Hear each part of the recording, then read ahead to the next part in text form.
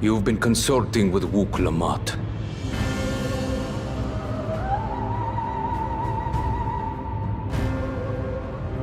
No matter.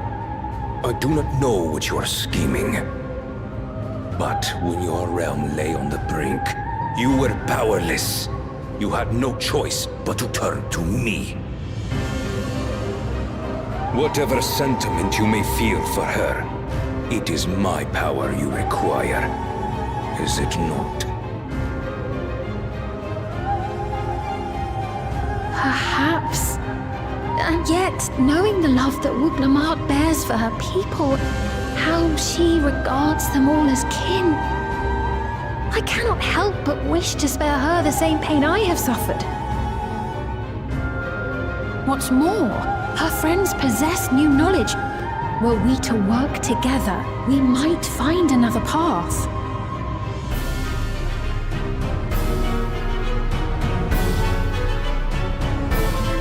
I know you're loath to consider it, but is there no hope for peace with Tuliolo? What we've already done may be unforgivable, but it needn't continue. You needn't kill your brother and sister. I slew my only flesh and blood. Yet you attempt to sway me with an appeal to family. The memory of my father's final moments still fills me with disappointment. Age came for him before I did.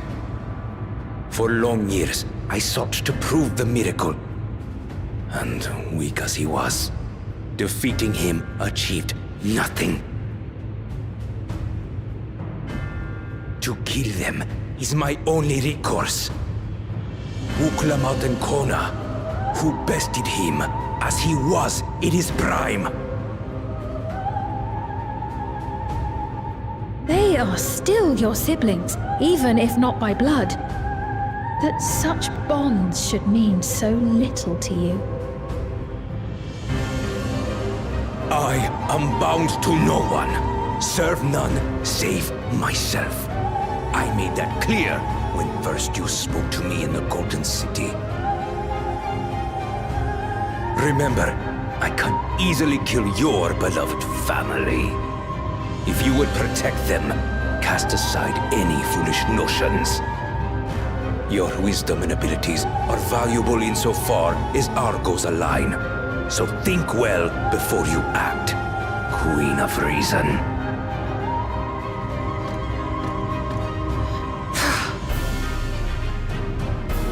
Wook Lamont, if you are father's worthy successor, then you will find your way to me. But should you fall short, I will lay waste to Tuliolal.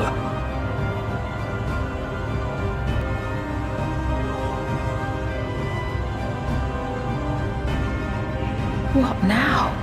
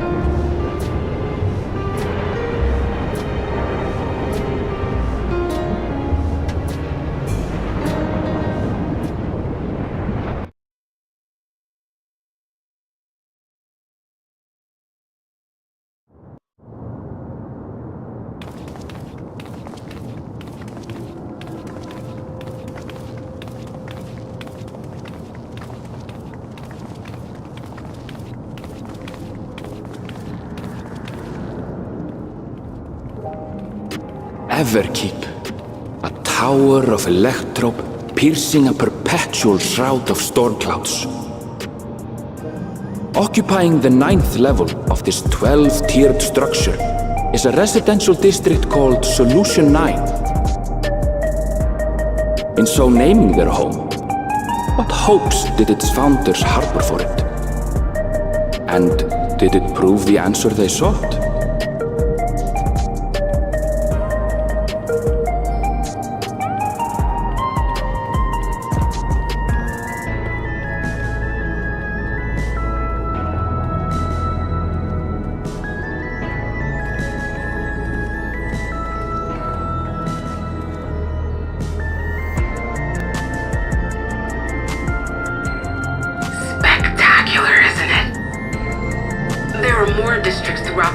Including industrial ones, but Solution 9 is the largest.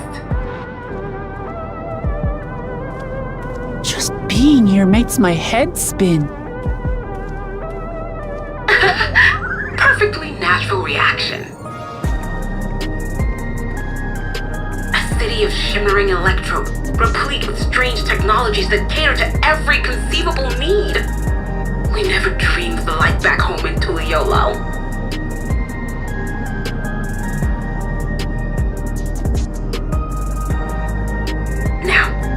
While I go and explain the situation to those in the back room, why not take a moment to explore?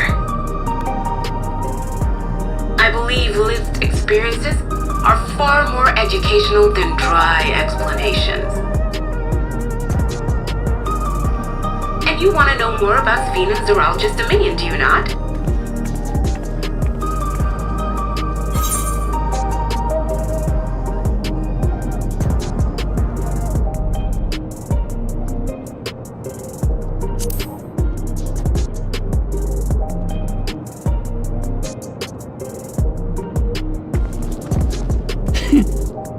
I had a feeling you'd be keen. Just to confirm, while we have been allowed inside, are we also permitted to roam? Absolutely! As Sphene's registered guest, you'll find you're exempt from the sentry scrutiny. The elevator to the uppermost level. I wouldn't go near that. But other areas should be fine provided you act like you belong. All right then, we'll show ourselves around. Yes. Familiarizing ourselves with the technology here will help us prepare for the battles to come. Try not to enjoy yourselves too much, or you're liable to attract attention. Once you've explored to your satisfaction, come to the entrance to True View in the eastern sector. The way from there is a little complicated, so I'll send someone to guide you. Understood. We'll see you later.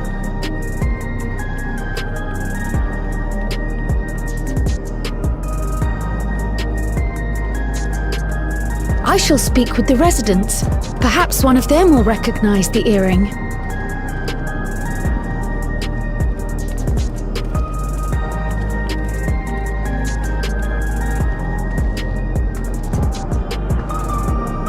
What's with this place? How can this all be the inside of a tower? So, what aren't you telling me? Where are you? That I can't reveal yet. Precautions, you understand. Just know that I'm safe.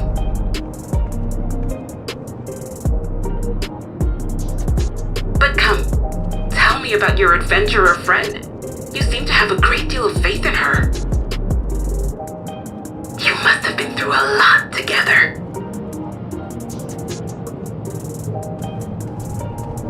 You might say that.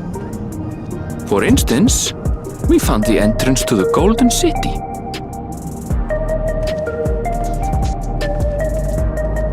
Wait, what? You did? Eleanor, why didn't you mention this sooner?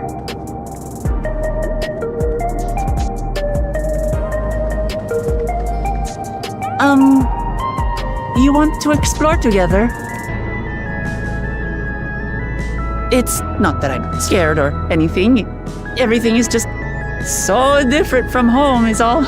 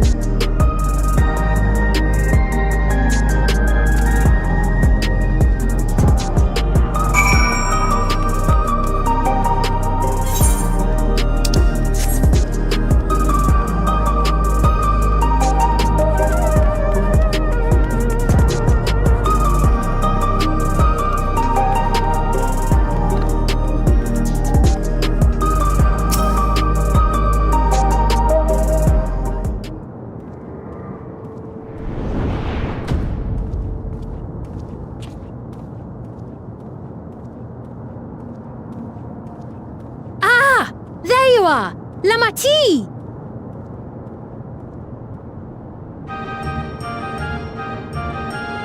Sphene! I was worried you might have had trouble at the checkpoint, but I see everything went according to plan. Well, that's thanks to you.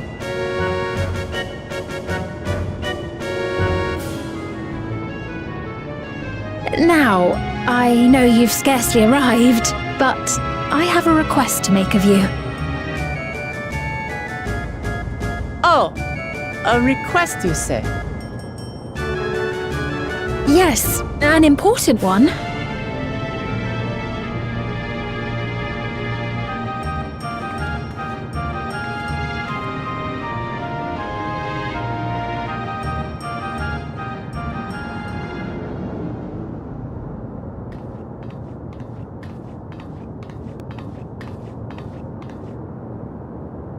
I'll say it plain.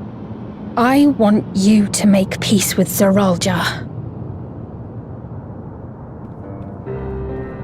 What? I thought you said you weren't on his side. We have come no closer to seeing eye to eye, nor do I condone his methods. Be that as it may, I don't want you to fight him. I don't want you to regret a decision made in anger and haste. Unequipped with regulators as you are, the risk is too great. I appreciate your concern, but you ask the impossible. Zeralja murdered our father. His minions slaughtered our countrymen. He will never renounce his war. As vow of resolve, it falls to me to stop him. I know you love your people too, and so you must understand how I feel. Why I cannot, will not back down.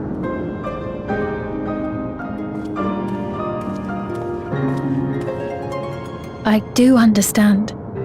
All too well. Let me say only this then. Zeralja will use any means to win. If you would protect your people, return to them at once and prepare. Prepare as best you can. It may ring hollow coming from the queen of an enemy nation. But, unlike me, you still have the power to determine your own fate.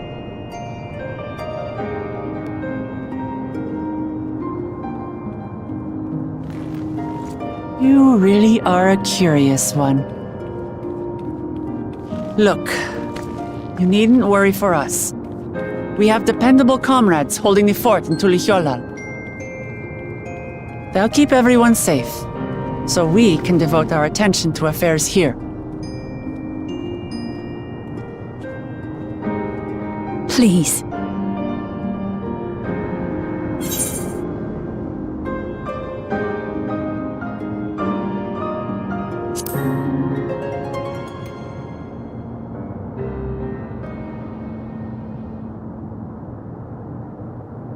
So you have comrades on whom you can rely.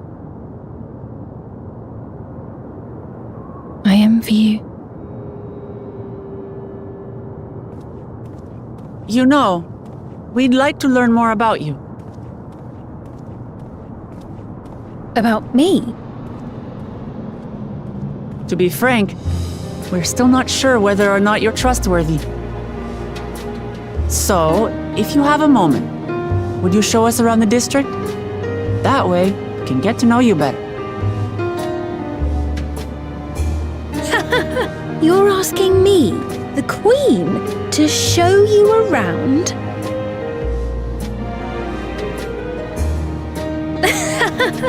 Oh, but I jest. I'm flattered that you've taken an interest in me. Very well, I shall be your guide. You're my guests, after all, and teaching you about my realm would be a pleasure in and of itself. If you like, I can introduce you to my citizens, too. I consider them family, as you do yours. By all means, we're in your capable hands. That you are. This will be an enjoyable and enlightening tour, I promise.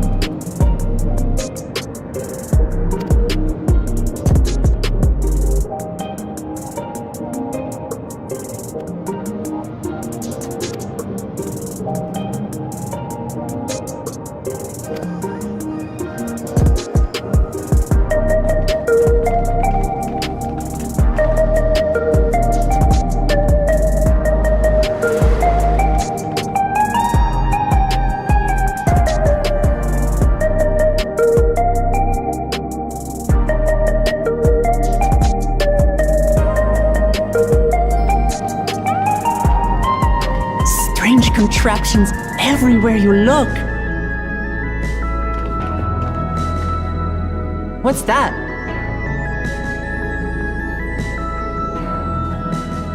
An infusion station. It dispenses souls in exchange for credits. Through hard work, citizens can obtain the peace of mind provided by spare souls. It's the way of life for Alexandrians and has been for quite some time. But I imagine it must be difficult for outsiders to comprehend. That's putting it lightly. To be honest, it sounds disturbing.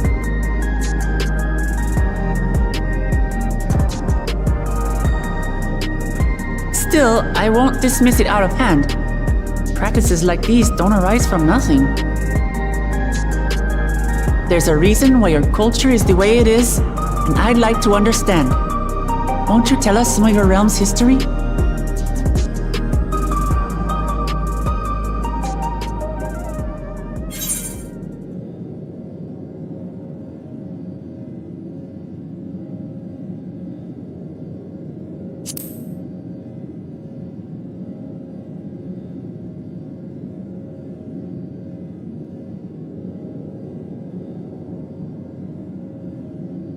Very well.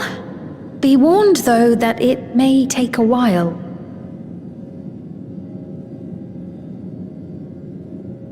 In the distant past, over 1,000 years ago, it's said, lightning energy began to swell in our world. According to ancient records that date back around 8 centuries, the rainy season spanned a quarter of the year, during which time severe thunderstorms ravaged the land. 4 centuries later, this season had lengthened to nearly half the year. The trend continued, with our ancestors spending longer and longer languishing beneath storm clouds. Crops failed and livestock starved.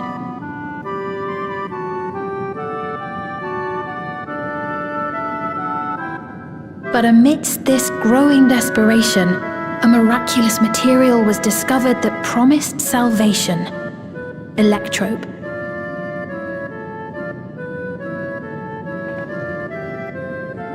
The stuff that's used everywhere here.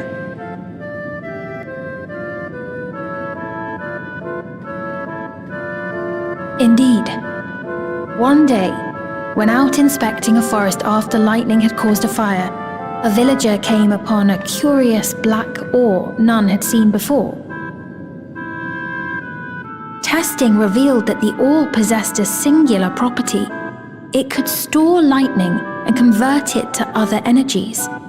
In that instant, the scourge of endless storms became a blessing.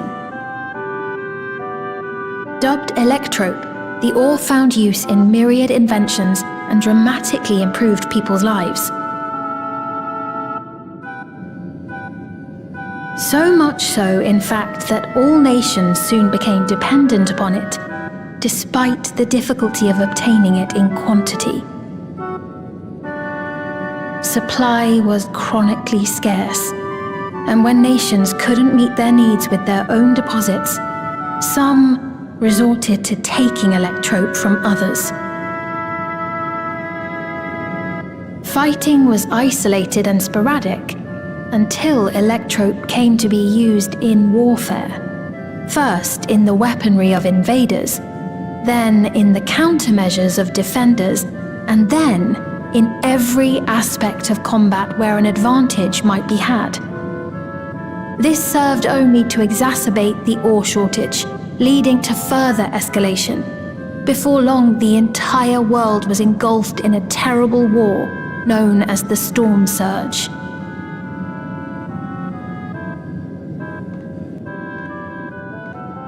As the war came to a head, Alexandria's neighbor Lindblum committed its stores of electrope to the production of a weapon of mass destruction.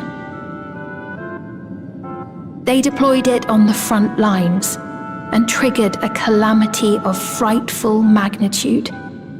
Not even their own scientists had anticipated the force of the lightning that was unleashed.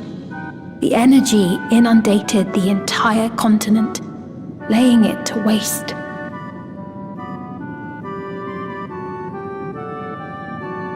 So that's how your world came to be this way.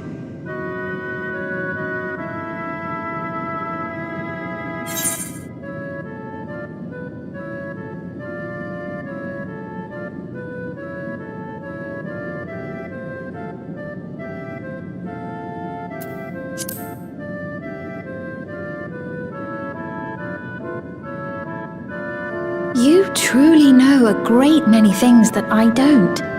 I should like to learn about you too sometime.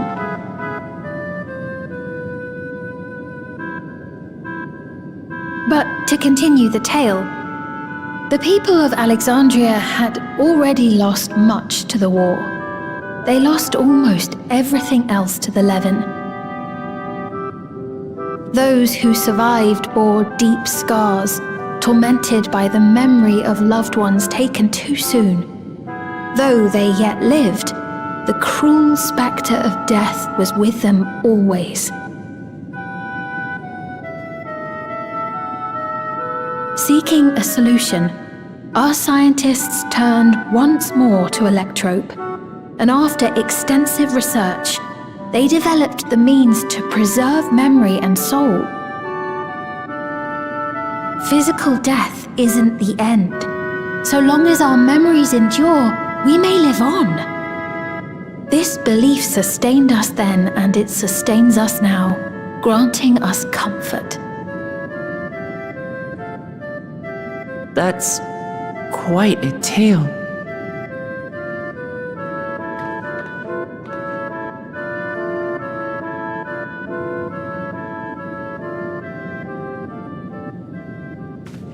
Your Majesty, help me! I beg you, help me! What's the matter? I've got no souls left. Not a single one! But the lot at Soul Supply refused to give me any! Please, you must do something! My apologies, Your Majesty. This man, he does no work. Instead, he drinks his days away on TrueView. He has only himself to blame if he has no credits for souls. That's not true! I'm a fighter at the Arcadian. Or rather, I was. I haven't been allowed to fight because of the King's decree. It isn't my choice. I see. You're a brave warrior of the arena. I want to help you, I sincerely do. But I cannot give you preferential treatment. Then open up the Arcadian again, so I can fight! I'm sorry, but that's not my decision to make. The king requires feral souls for war. He doesn't wish for them to be expended on amusements. You're useless! A queen in naught but name!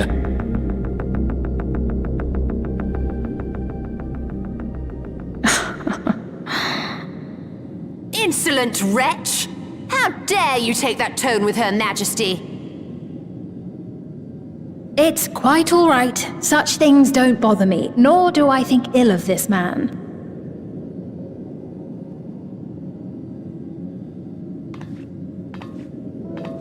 Hear me. Though I cannot grant you a soul, I mean it when I say I want you to live. I love all of you equally, dearly. You are as family to me, and it pains me to see you deny yourself hope. I want you to find a happiness all your own, even if you must grow it from the smallest seed of joy. Out there, somewhere, is a reason for you to smile again. We all need to vent our frustrations from time to time. I will always be willing to lend an ear. Yes, Mum. of course. Even without a spare soul, I suppose I'm fine as long as I stay in Solution 9.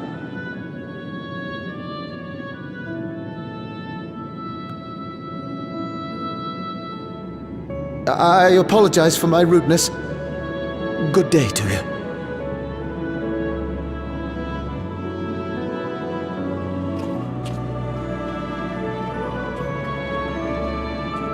Keep your chin up, my friend. And when you feel better, I'm sure you'll find another way to apply your talents.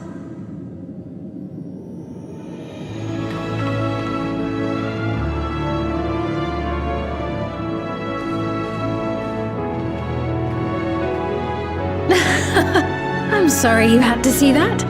Let's keep moving, shall we?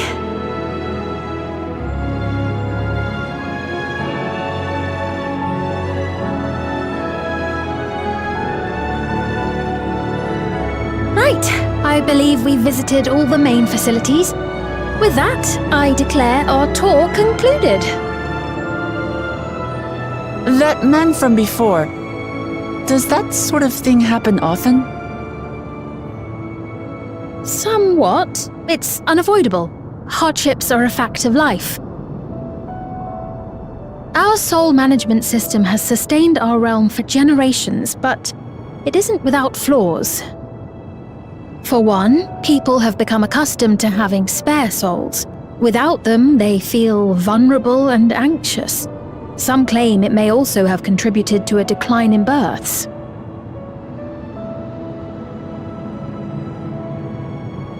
Just thinking out loud, but would it be possible to do away with the system?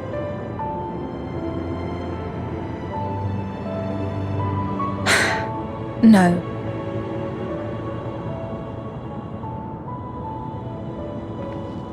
I know it isn't easy to change one's beliefs and way of life. The mmorpg had their reasons for their reliance on blessed siblings, much as you have yours for souls. But if we defeated Zorolja, you'd be able to make all the decisions, right? Then we could work together to fix things, restore your realm to where it belongs, and see where we can go from there.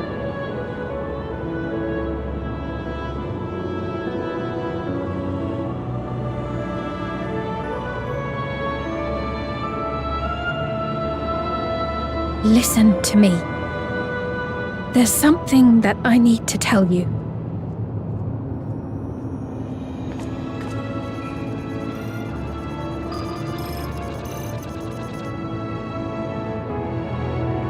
What is it?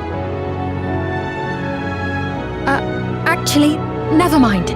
It's nothing of import. Well, it was lovely showing you around.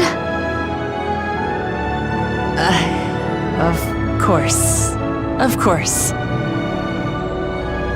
Thanks so much for the tour. We've learned not only about your realm, but you as well. For now, our priority is Zorolja. But once we've dealt with him, perhaps I can return the favor and show you to Lihiolal. I'd like that very much.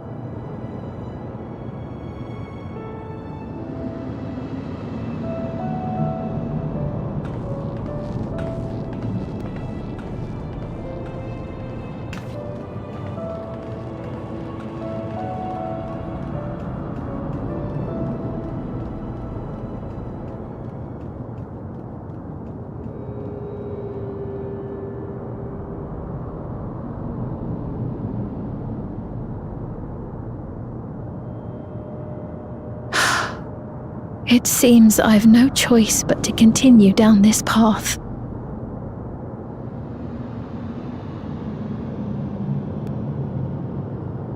Forgive me, Vau Wuklamat, but I must disappoint you.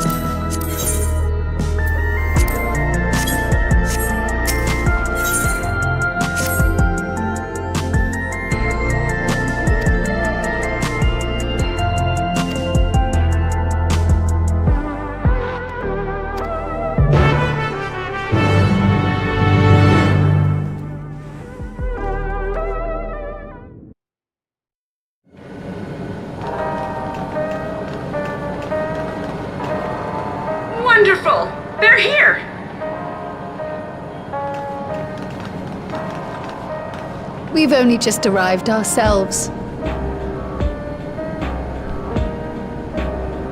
Amazing.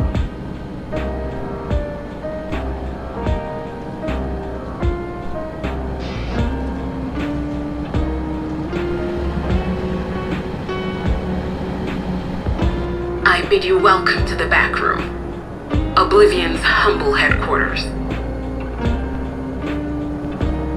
A hideout tucked behind a drinking hole. Brings back memories, doesn't it?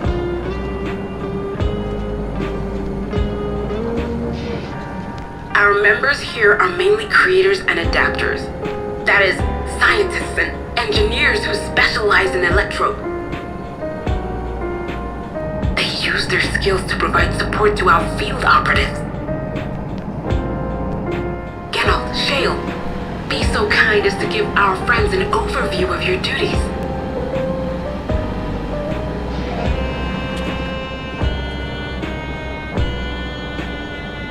Well, all this provisioning. Gotta have supplies to fight the good fight, ain't ya? Luckily, we got the tools to craft most of what we need. Gathering intelligence is another vital aspect of our work.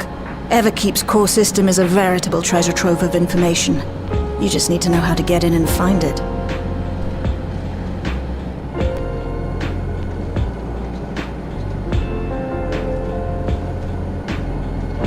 We also handle surveillance and communications, watching the enemy's movements and coordinating our own, that sort of thing.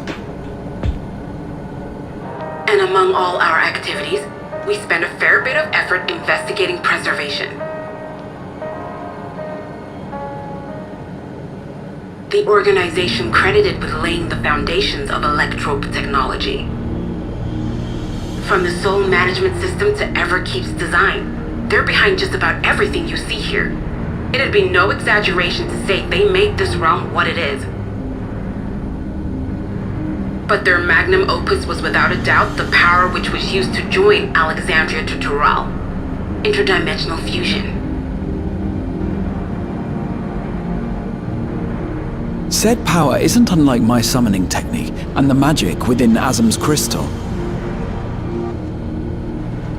Yet, though the effect is localized, to be able to fuse realities. Even with my knowledge, I struggle to conceive how it could be possible.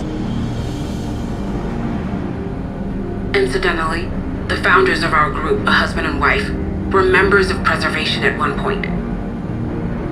That they opposed the fusing of worlds, and so defected in order to prevent it. While not entirely unexpected, given what we have seen, this is still quite the revelation. By the by, that's an interesting earring you have there. A novel way of carrying a data storage device. Oh, you didn't know? Well, as a precautionary measure against machine infiltration, we scan everyone as they enter. And when we scanned you, we detected a small quantity of electrope. Though it's been dressed up, that earring is a storage device and no mistake. Bought it from a shop here, did you? No, it isn't bought, but inherited.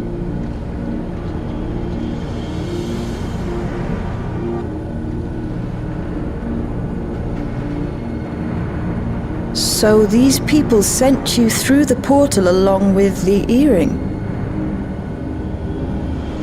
Do you know aught of them?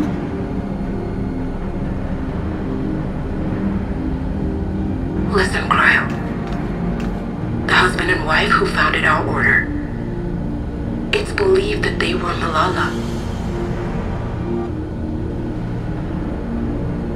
Though we have no evidence at present, we can't rule out the possibility that they were your parents, or perhaps close relations. This I posit because they were the very individuals who spearheaded the research into interdimensional fusion. As traitors to preservation, they were relentlessly pursued. If they had a child they feared they couldn't keep safe, entrusted entrusting her to the people of another world might have been their best option. My parents, the founders of Oblivion. Tell me everything you know about them, no matter how small or seemingly insignificant. Anything and everything. We don't even know their names, I'm afraid. In a bid to elude preservation's agents, we suspect they erased all trace of themselves.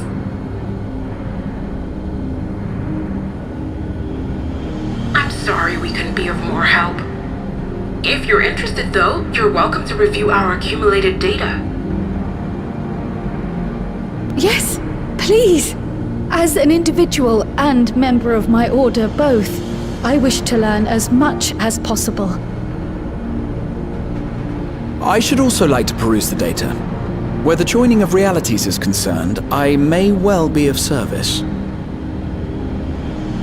Of course. Feel free to peruse to your heart's content. Thank you. If you like, I can examine your earring. I have to say, the prospect that it belonged to our founders has me itching to take a look.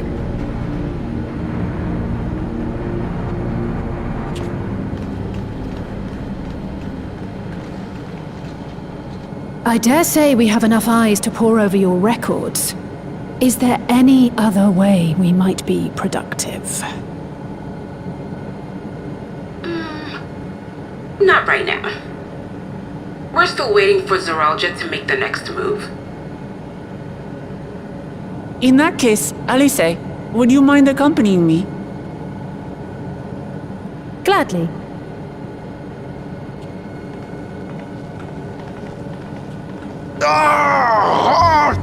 I've buggered it up again! Never a moment's peace. Pay him no mind. I don't.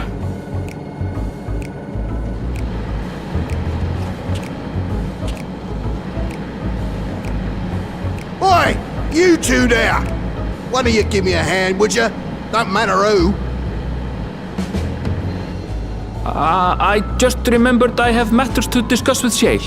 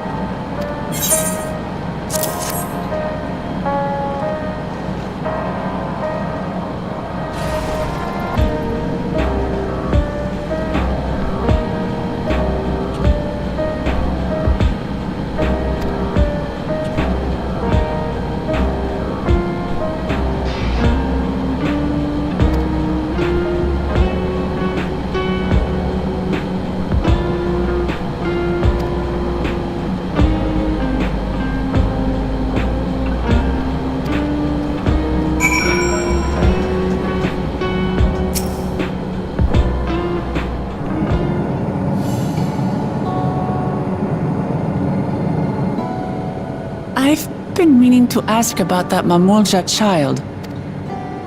Yes. In all likelihood, he's Zoralja's son. So you think so too. But what is he doing here? He was abandoned, the poor dear. We found him in the drift downs a few years ago. To think he'd cast aside his child. We can't say for certain who he was born to, or why he was on his own. But he's a blue-scaled Hubigo, and Zoralja is the only other one around. That being the case, everyone assumes they're father and son. Even the boy has put 2 and 2 together. This all happened when he was very little, so he has no recollection of his parents. It breaks my heart to think of it. What's his name? Gulja. It was my hope that he'd grow up to be a man of principle, like his grandfather. It's a fine name. I should mention that the boy is a little unusual. At first, I intended to raise him as my own, but just when I thought he was warming to me, he suddenly disappeared. We searched high and low for several days, and where should he turn up but in the wilds near Everkeep? What? It's a miracle he didn't fall prey to fiends. See? That's another unusual thing. Creatures don't seem to attack him. He could pick his way through the Thunder Yards as if he were on a stroll. On making inquiries, we learned that he had been living alone and receiving food from the people of the outskirts. This became something of a pattern. We track him down and bring him back, only for him to disappear again within a matter of days. He would return to the wilds without fail, and once again rely on the kindness of strangers to survive. Finally, I took the hint and left him be, giving him the solitude he prefers and lending a hand only when he explicitly asks. If Gulja is Zoralja's child, that makes him my nephew. Assuming he's willing, I'd be glad to take him in like Papa did for me. But seeing as I'm here to kill his father, I don't know if it would be right.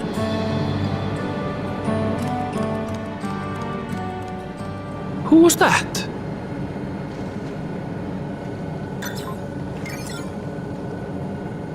Oh dear. It's Gulja. Don't tell me he heard everything. This is my fault. I asked that he be kept away, but I should have taken more precautions. I'm going after him. I need to explain. Wait, Lamachi. I understand your haste, but it'd be best to coordinate a search. Kapkiwa, do you have any idea where he might go? There's no telling, I'm afraid. He could as easily be outside the tower as here in Solution 9. If those who can fight would search below, my mother and I will scour the district.